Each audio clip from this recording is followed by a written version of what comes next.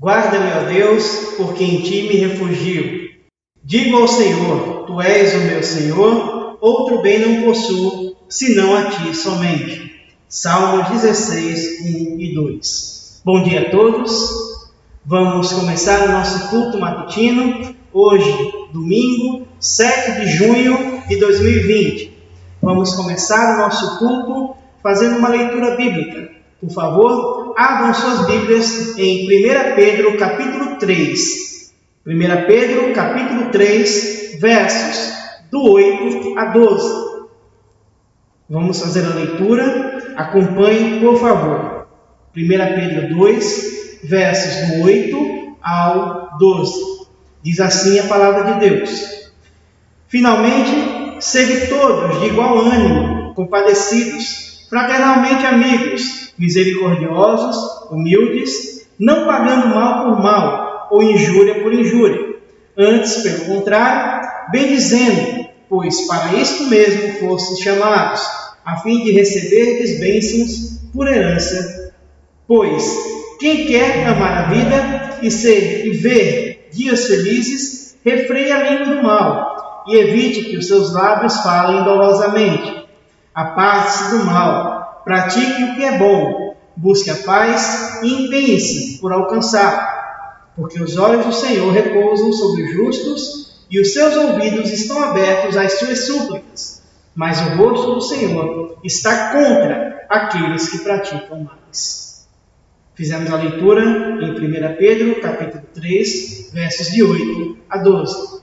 Neste momento, vamos ter um tempo de oração. Oremos. Soberano Deus, eterno Pai, nós queremos, ó Deus, lhe ser grato, ó Deus, por esta noite. Ó Deus, essa oportunidade que o Senhor nos concede, Pai, de estarmos unidos, prestando um culto de louvor ao Senhor. Ó Pai, embora distante cada um em seus lares, mas somos gratos, pois o Senhor tem nos concedido esta oportunidade. Queremos agradecer por cada irmão que tem se dedicado, ó Deus, está, ó Deus, fazendo, ó Deus, esse trabalho. Também queremos agradecer a liderança da igreja, que o Senhor esteja abençoando cada irmão. Ó Deus, também a vida do nosso pastor, Gemiro, que, ó Deus, tem se esmerilhado e pregado, certo, durante esses dias. Somos gratos em nome do nosso Senhor e Salvador, Jesus Cristo. Amém. Muito bem, vamos agora para o nosso tema. Vamos falar todos juntos, numa só voz.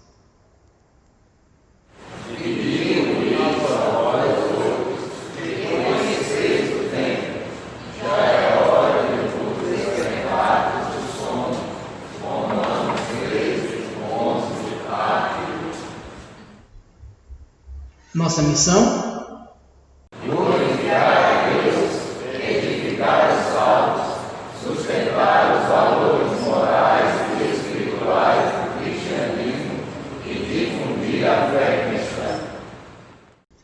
Muito obrigado. Vamos agora para o nosso primeiro momento de louvor.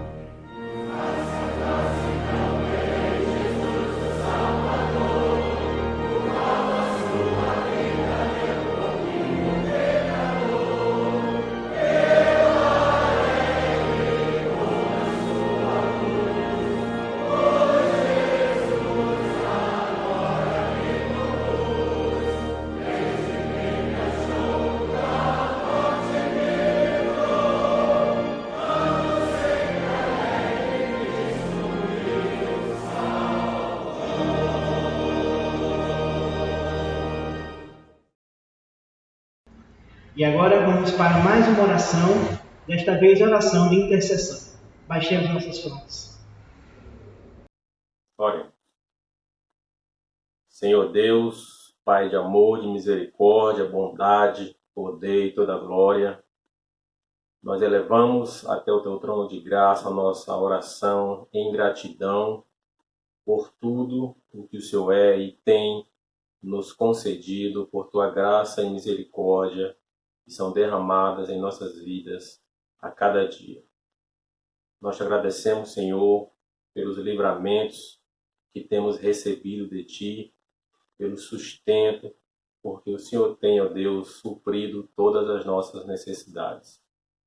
E ainda que esse mundo passe por tantas dificuldades, o Senhor tem guardado os Teus, tem livrado os Teus servos, tem, Senhor, nos abençoado com toda sorte de bênçãos espirituais. Nós te agradecemos porque sabemos que tudo é fruto da Tua misericórdia e graça infinita em nossas vidas.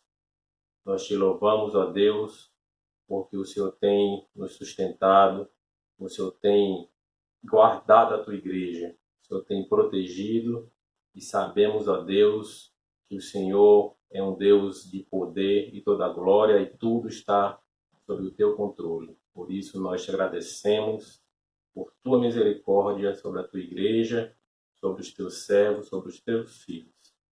E assim, Deus, nós colocamos nossas vidas em Tua total dependência, sabendo, Deus, que tudo que está sobre essa terra está sob o Teu controle. Por isso nós te agradecemos e te louvamos e fazemos pelos méritos do nosso Senhor e Salvador Jesus Cristo. Amém. Muito obrigado. Vamos abrir nossas Bíblias mais uma vez, desta vez para Salmos, capítulo 66. Vamos ler Salmo 66, versos de 16 a 20. Por favor, acompanhe a leitura. Salmos 66, de 16 a 20.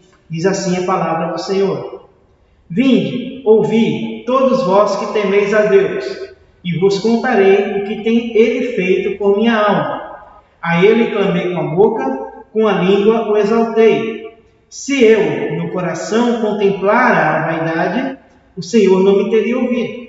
Entretanto, Deus me tem ouvido e me tem atendido à voz da oração. Bendito seja Deus, que não me rejeita a oração, nem aparta de mim a sua graça.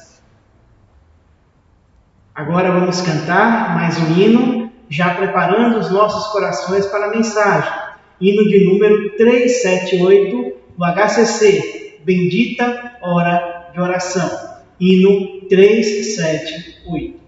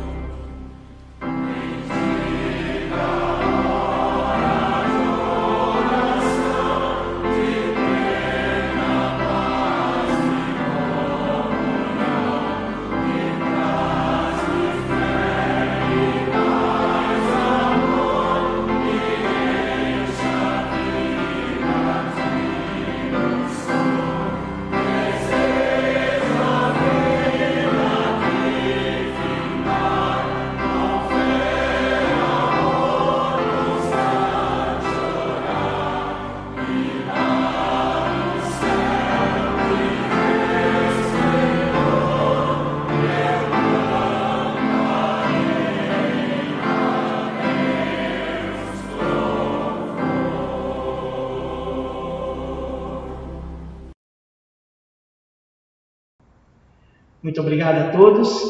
E agora vamos para a mensagem com o pastor oficial de nossa igreja, pastor Agemiro Filho.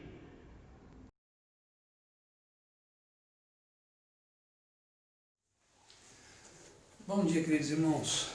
Estamos chegando até vocês para transmitir-lhes um pouco mais da palavra do Senhor. Para tanto, vos convido a abrir vossas Bíblias. Abram vossas Bíblias para o primeiro livro de Samuel. 1 Samuel, capítulo 27. Nós leremos então os versículos de 1 a 12. Diz assim o texto sagrado. Disse, porém, Davi consigo mesmo: pode ser que algum dia venha eu perecer nas mãos de Saul. Nada há, pois, melhor para mim do que fugir para a terra dos filisteus, para que Saul perca de todas as esperanças e deixe de perseguir-me por todos os limites de Israel. Assim me livrarei de sua mão. Dispôs-se Davi e com ele 600 homens que com ele estavam, passou a Aquis, filho de Maoque, rei de Gate. Habitou Davi com Aquis em Gate, ele e os seus homens, cada um com a sua família. Davi com ambas as suas mulheres, Ainoã e a Jezreelita, e Abigail, a viúva de Nabal, o Carmelita. Avisado Saul de que Davi tinha fugido para Gate, desistiu de perseguir. Disse Davi a Aquis: se achei mercê em tua presença, dá-me lugar numa das cidades da terra, para que eu ali habite. Por que há de habitar o teu servo consigo na terra real? Então lhe deu Aquis naquele dia a cidade de Ziclag, pelo que Ziclag pertence aos reis de Judá até o dia de hoje. E todo o tempo que Davi permaneceu na terra dos filisteus foi 1 ano e 4 meses. Subia Davi com seus homens e dava contra os Gesuritas e Gersitas e os Amalequitas, porque eram os moradores da terra de Telã, em direção a sul, a terra do Egito.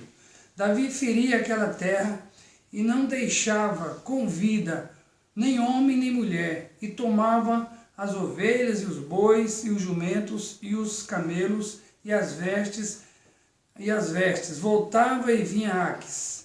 E perguntando a Aquis: contra quem deste hoje? Davi respondia: contra o sul de Judá e o sul dos Jeramelitas e o sul dos queneus.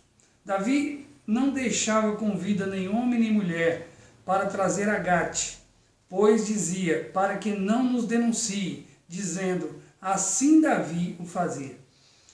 Este era o seu proceder por todos os dias que habitou na terra dos filisteus. Aquis confiava em Davi, dizendo: fez ele, por certo, aborrecível para com o seu povo em Israel, pelo que me será servo para sempre. Queridos, vamos orar, pedir de Deus a direção para esse tempo que teremos em torno da sua palavra. Senhor nosso Deus, nosso Pai, nós somos imensamente gratos a Deus porque temos absoluta certeza, se até aqui chegamos, foi única e exclusivamente por Tua graça, por Tua bondade. Obrigado a Deus por esse tempo que temos para meditarmos em Tua palavra. Pedimos ao Pai a Tua direção, orientação e que esse texto, Deus, possa nos ensinar, possamos aprender com ele, extraindo lições, ó Deus, que possa nos aproximar de Ti, da Tua vontade, ó Pai. Pedimos que nos dê da Tua direção. É a nossa oração e gratos nós a fazemos em nome do Senhor Jesus Cristo, o nosso eterno Salvador. Amém. Eu dei como tema a essa homilia: quando se cruza a fronteira moral e espiritual na busca de resolver um problema. Muitos episódios da Bíblia podem ser descritos dessa maneira. Vamos a um deles. Com medo de habitarem na cidade de Zoar, Ló com suas 2 filhas foram morar no monte e se instalaram em uma caverna. Com o passar do tempo, a filha mais velha de Ló conversou com a mais nova e expôs um problema. Nosso pai está velho e não há homem na terra que venha unir-se conosco segundo o costume de toda a terra. Então propôs uma solução. Vem, façamo-lo beber vinho e deitemo-nos com ele e conservemos a descendência de nosso pai. E colocaram o plano em prática. Naquela noite, pois deram a beber vinho a seu pai, e entrando a primogênita se deitou com ele, sem que ele o notasse, nem quando se deitou, nem quando se levantou. No dia seguinte disse a primogênita à mais nova: deitei-me ontem à noite com meu pai. Perdão, demo-lhe a beber vinho também essa noite. Entra e deita-te com ele, para que preservemos a descendência do nosso pai. De novo, pois, deram aquela noite a beber vinho a seu pai, e entrando a mais nova, se deitou com ele, sem que ele notasse, nem quando ela se deitou, nem quando se levantou. E assim, as duas filhas de Ló conceberam do próprio pai. A primogênita deu à luz a um filho e lhe chamou Moabe, é o pai dos moabitas até o dia de hoje. E a mais nova também deu à luz a um filho e lhe chamou Ben-Ami, é o pai dos filhos de Amon até o dia de hoje. Eu li Gênesis 19, 30, 38. Claramente, queridos, esse episódio pode ser visto como pessoas cruzando a fronteira moral e espiritual na busca de resolver um problema. No entanto, existem muitos outros episódios na Bíblia que também poderiam ser assim vistos, ainda que alguns deles nem pareçam. E um deles é justamente o episódio envolvendo Davi, quando esse fugia então da fúria de Saul, o qual procurava de todo modo lhe tirar a vida. No começo do seu exílio, Davi fugia para Gate em busca de segurança, só para descobrir se sua vida corria perigo ou não. De modo que, para escapar, ele precisou, certa feita, fingir-se de doido. Não é? Isso está aí no capítulo 21, 10 a 15. Naquela época, Davi, ele subia sozinho.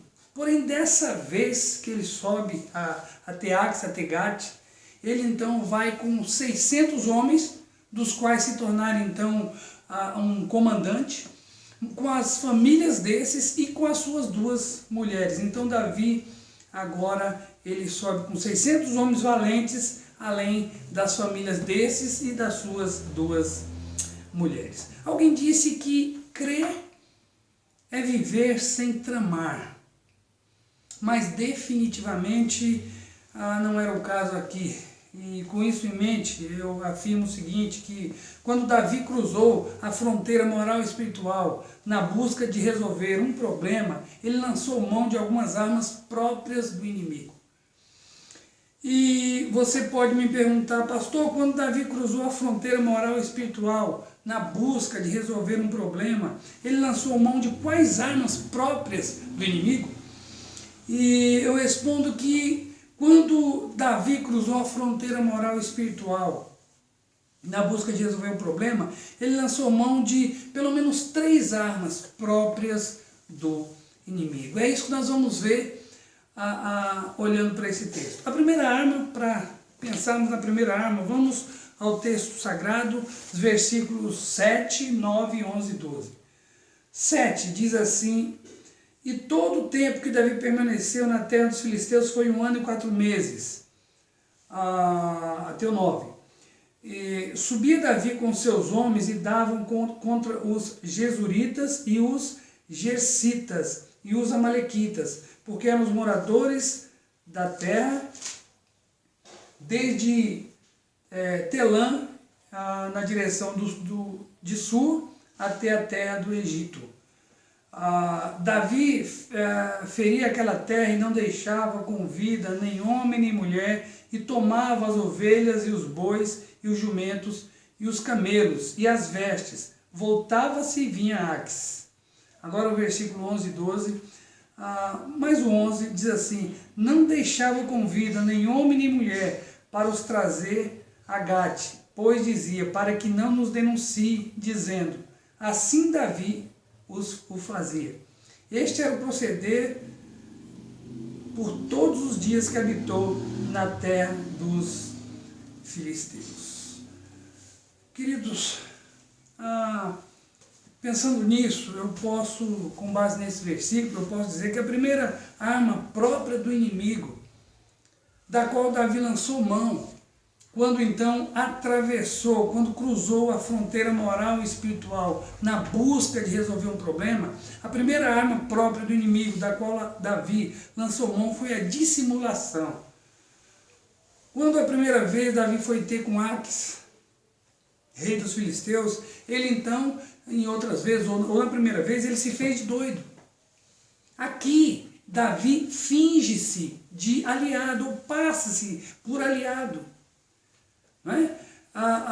Davi, então, ele fingia, dissimulava, está batalhando as batalhas de Aques, quando, na verdade, estava lutando, então ele fingia estar batalhando as lutas, ou lutando as lutas de Aques, rei dos filisteus, quando, na verdade, estava lutando contra eles. Né? Então, ele demonstrava estar lutando contra os israelitas a favor dos filisteus, quando na verdade ele estava lutando contra os filisteus a favor dos israelitas.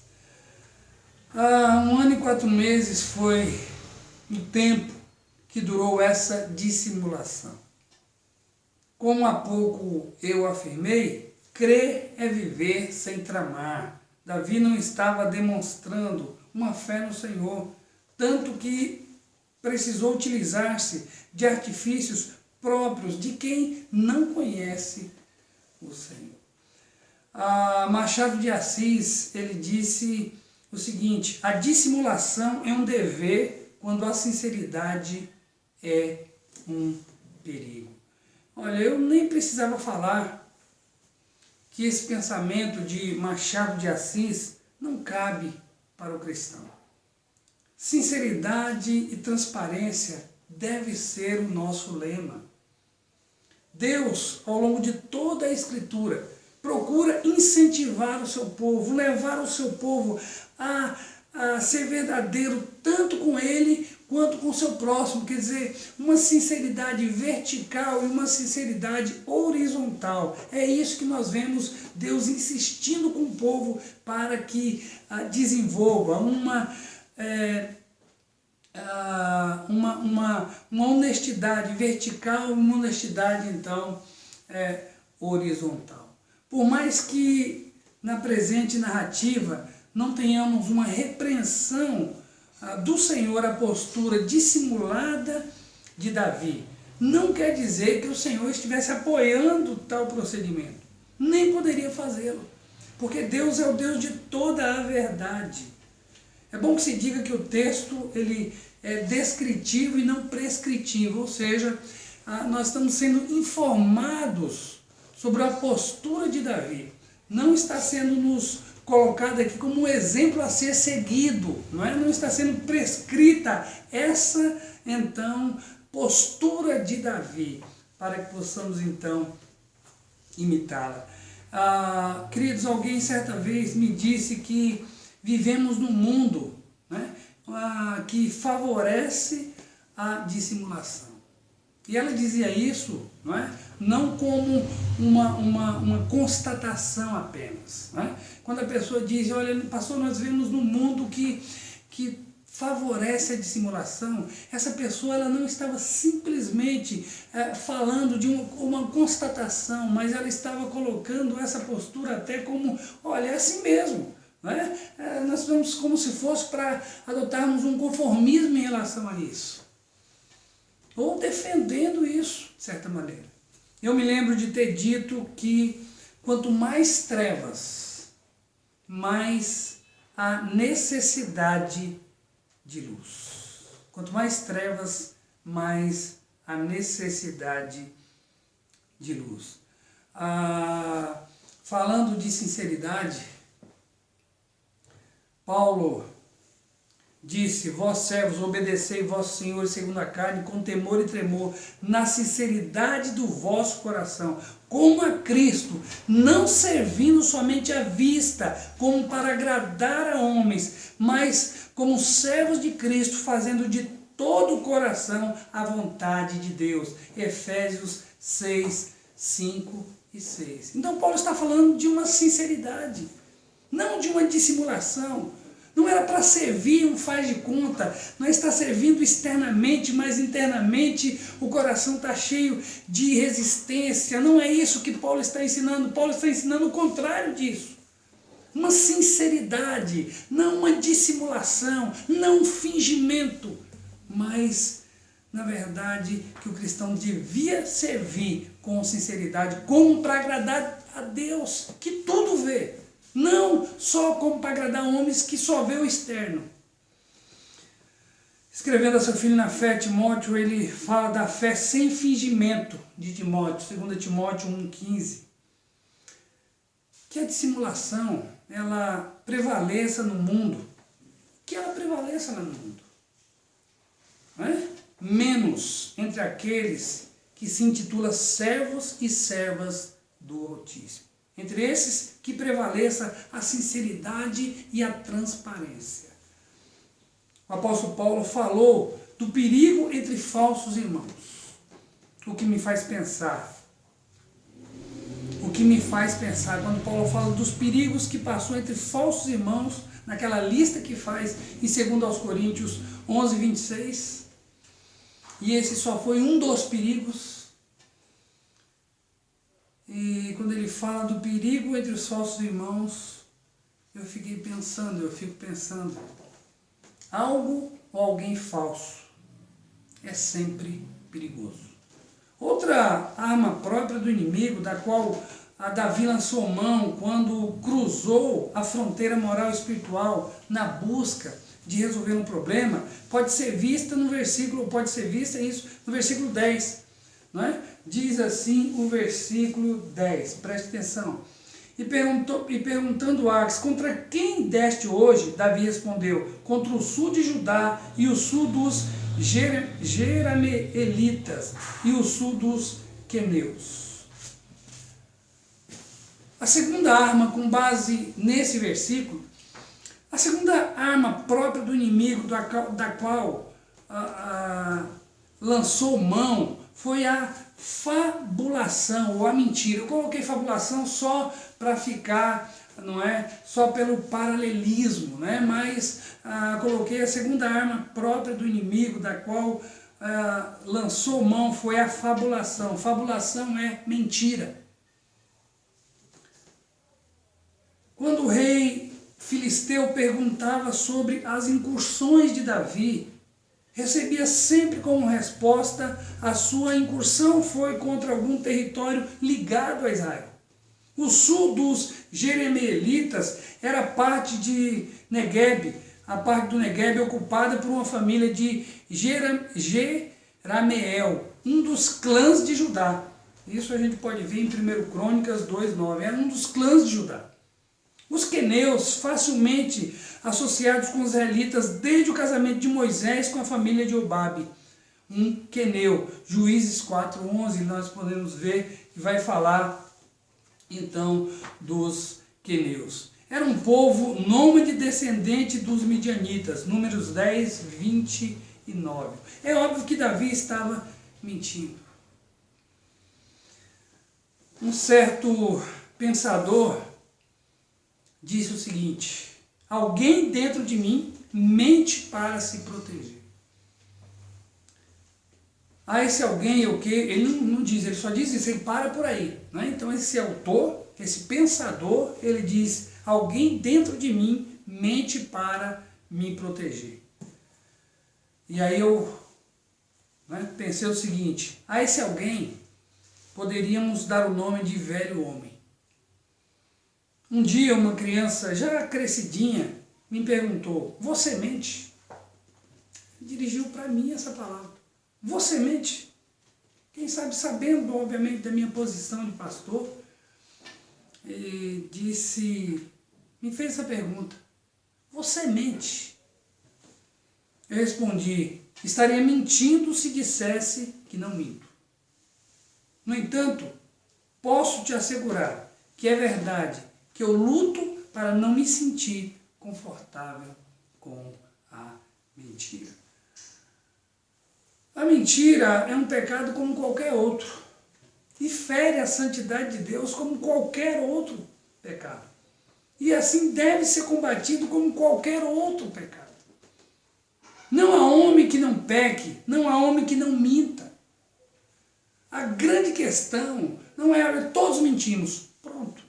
A grande questão não é essa, a grande questão é quando se adota, não é, determinado procedimento, quando a tal procedimento passa a nos definir, não é? Aí que é a questão, não é quando se faz. Eu sei que nós ainda pecamos, não estou aqui, não é, advogando a favor do pecado. O que eu estou dizendo é que nós ainda pecamos. O problema, irmãos, é quando nós, determinados pecados, no caso aqui a mentira, ela passa a nos definir. Aí nós somos mentirosos, aí nós temos problemas sérios aí. Quando a mentira parece ou passa a nos definir. Mentiroso é mais do que alguém que mente, é alguém que adota mentira. Essa passa a ser um dos seus primeiros recursos. Deu para entender? Então, mentiroso é aquele que adota mentira. Não é? Então ela passa a ser o seu primeiro recurso que em determinada situação ela lança a mão. Um dos primeiros dispositivos da qual lança a mão quando se vê em determinada situação. O mentiroso utiliza-se da mentira sem maiores constrangimentos. É fácil para ele. Sua consciência cauterizada ou adormecida não se manifesta mais. E assim ele lança a mão da mentira. O Espírito Santo dentro dele está apagado. A sua voz há muito não é ouvida. Em Provérbios 23, nós lemos: compre a verdade e não a vendas. O ensino que esse provérbio quer nos trazer é que devemos lançar mão da verdade, não abrir mão dela. Também em Provérbios, ainda continuando em Provérbios, diz o seguinte. Diz o seguinte: os lábios mentirosos são abomináveis ao Senhor, mas os que agem fielmente são o seu prazer. Provérbios 12, 22. Então, todos nós pecamos, todos nós mentimos. Isso é grave? Sim. Isso ainda revela a velha natureza em nós, não tem dúvida. Agora, a grande questão, mais uma vez, é quando nós adotamos o pecado. No caso aqui, a mentira. Quando a mentira passa a nos definir. Aí a coisa se torna muito mais grave. Queridos, mas outra arma própria do inimigo, da qual Davi lançou mão, quando cruzou a fronteira moral e espiritual na busca de resolver um problema, pode ser visto no versículo 12. O versículo 12 diz assim: Aques confiava em Davi, dizendo: fez-se ele, por certo, aborrecível para com seu povo em Israel, pelo que me será por servo para sempre. A terceira coisa, a terceira arma própria do inimigo, da qual lançou mão, foi a traição. O que me chama a atenção nesse versículo 12 é a palavra confiança. Aques confiava em Davi. Por sua dissimulação e mentira, Davi havia conseguido conquistar a confiança do rei dos filisteus. E havia então conseguido conquistar a confiança dos seus filisteus. E o seu modo, não é, de conquistar a confiança já deixa claro que as suas intenções eram execráveis. Não é? O seu modo, como ele conseguiu conquistar a confiança de Aques, na base da mentira, na base da dissimulação. Isso já deixa claro, não é, quais eram as intenções então de Davi, intenções execráveis. Não importa que do outro lado tinha um inimigo do povo de Deus. Não devemos usar as armas do diabo e suas respectivas munições nas batalhas do Senhor. Nunca devemos usar as armas do diabo e suas respectivas munições, em momento algum, para nos livrar, nos livrar de uma situação difícil. Na relação entre o Senhor e Judas, a traição ficou por conta de Judas. Se naquela relação houve ali essa traição ficou por conta de Judas.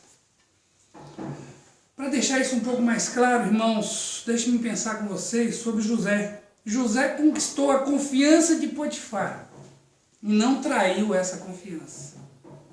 Né? Foi ali morar, foi ali vendido como escravo por seus irmãos, aqueles mercadores o venderam ali a Potifar, aquele oficial egípcio. Ele, na casa de Potifar, conquistou a confiança de Potifar. Potifar colocou todas as coisas na sua mão, a não ser aquilo que não poderia colocar, que era a sua esposa. E José não traiu essa confiança. Depois, a confiança de Faraó, ele também não traiu. Lembrando que ainda teve a confiança quando ele ali foi acusado pela esposa de Potifar e foi parar na prisão, ali também ele conquistou a confiança do carcereiro, que deixou os presos ali sobre a sua responsabilidade. Ele conquistou a confiança do carcereiro depois dos presos. Não traiu essa confiança. Neemias conquistou a confiança de Artaxerxes e não traiu essa confiança. Daniel conquistou a confiança de Nabucodonosor e não traiu essa confiança. Em todos esses exemplos, esses homens de Deus conquistaram a confiança de homens ímpios. E ainda assim foram fiéis. No entanto, eles não procuraram ganhar essa confiança com segundas intenções. De uma forma ou de outra, temos que nos relacionar com pessoas não crentes. Eu creio que ninguém discorde disso, mesmo porque é um princípio bíblico, é um ensino bíblico. Paulo diz: já em carta vos escrevi que não vos associeis com os impuros. Refiro-me com isso não propriamente aos impuros desse mundo, ou aos avarentos, ou roubadores, ou idólatras, pois nesse caso teríeis que sair do mundo. 1 Coríntios 9, 5, 1 Coríntios 5, 9 e 10. Irmãos, a grande questão, então nós precisamos nos relacionar com as pessoas fora do círculo cristão. Não tem como. Paulo diz: olha, eu não quero que você se associe, mas eu não estou falando com os impuros desse mundo, não. Desse jeito vocês teriam que sair do mundo. Agora, será que inspiramos confiança nos relacionamentos que mantemos dentro e fora da igreja? Será que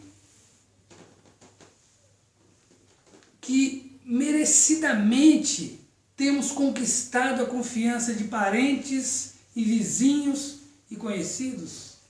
E será que nós temos honrado essa confiança? Como eu falei, José na prisão conquistou a confiança do carcereiro, que o confiou ao cuidado dos presos, também conquistou a confiança dos presos e foi leal. Quantos exemplos nós temos aqui de homens de Deus sendo leais a confianças, a pessoas que lhes confiaram, ou confiaram neles. Aliás, lealdade parece ser o tema de José. Queridos, não foi por sua lealdade a homem ímpio que ele deixou as vestes da esposa de Potifar nas mãos dela e saiu correndo quando essa o tentou agarrar. Não foi por lealdade? Não importa se o relacionamento é com pessoas incrédulas ou não. A lealdade é uma atitude piedosa. A traição é uma atitude impiedosa. Trair a confiança de alguém, dentro ou fora do círculo cristão, é uma postura estranha ao verdadeiro Evangelho. E como tal, precisa de arrependimento, confissão e abandono da mesma. Amados, quando Davi cruzou a fronteira moral,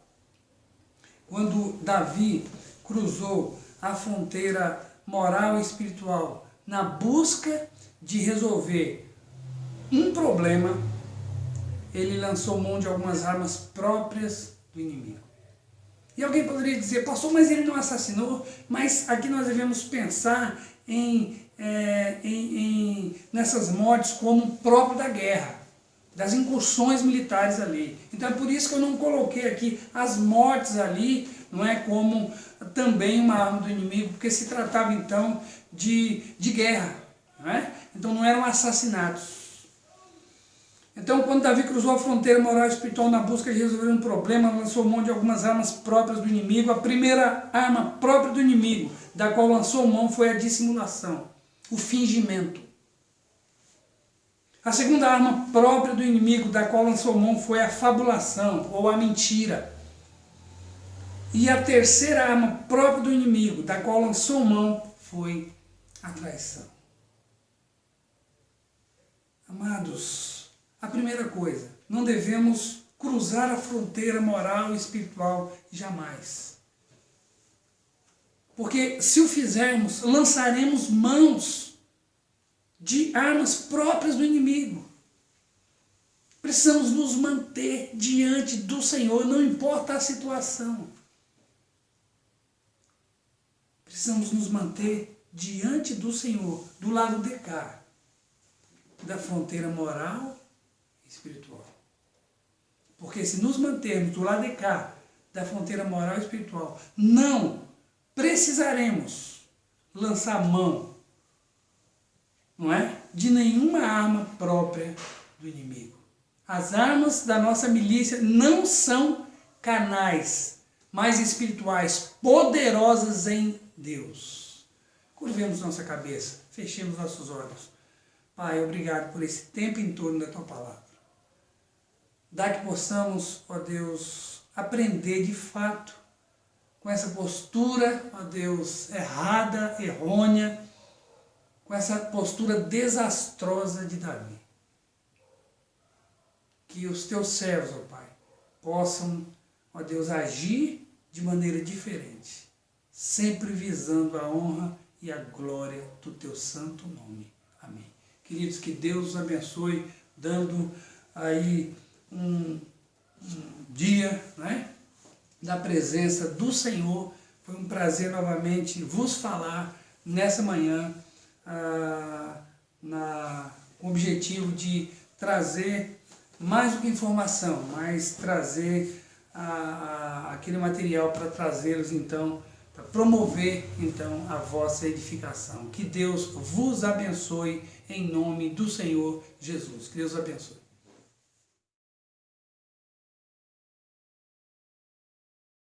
Muito obrigado, pastor, pela mensagem, que nós possamos aplicar em nossas vidas. Vamos agora cantar mais um hino e em seguida o culto está encerrado. Muito obrigado a todos por assistir esse vídeo e nos preparemos para hoje à noite louvarmos ao nosso Deus no culto noturno. Obrigado e bom dia a todos.